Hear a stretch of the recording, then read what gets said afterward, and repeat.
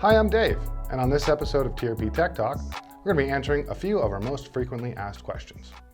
The first question we get a lot is, how often should I bleed my brakes? Well, there's no set time or mileage for this, but in general, it's a good idea to flush the system at least once a year. Just like changing the oil in your car, flushing the system on a periodic schedule will help the system last longer.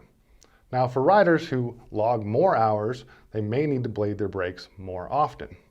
If you start to notice a decrease in lever feel or a squishy lever, or discoloration of the fluid, it's probably time to bleed your brakes.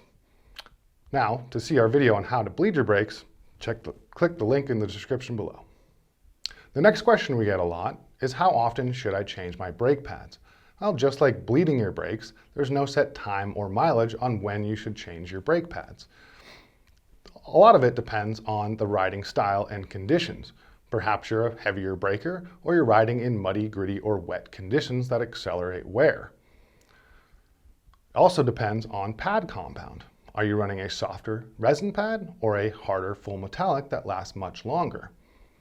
Changing a brake pad should be done when the pad material reaches 0.5 millimeters. At that time, you should also check your rotor. If you're running TRP's 2.3 millimeter rotor, the minimum thickness is 2.0. If you're running a 1.8 rotor, the minimum thickness is 1.5.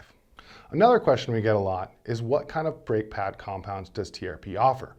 We offer 3 different compounds for both our 2 and 4 piston brakes: the performance resin, the semi-metallic, and the full sintered metallic.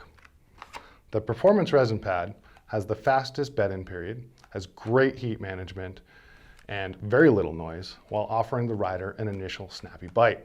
This is what's preferred by our UCI World Cup riders. The semi-metallic splits the difference between the resin and the full metallic, balancing the modulation and the long-lasting wear. The full sintered pad has the longest bed-in period, but absolutely lasts the longest. It also performs very well in harsh trail conditions like mud and grit. Now, the last question for today is, what kind of mineral oil can I use in my TRP brake? Well, we can only guarantee the performance when used with TRP or Tektro branded mineral oil. When other mineral oils are used, it may not harm the seals, but it could hinder the performance of the brake. Well, thanks for watching, and I hope this video was helpful. If it was, click that like button. And if you have any questions, go ahead and comment below or hit up our customer service team.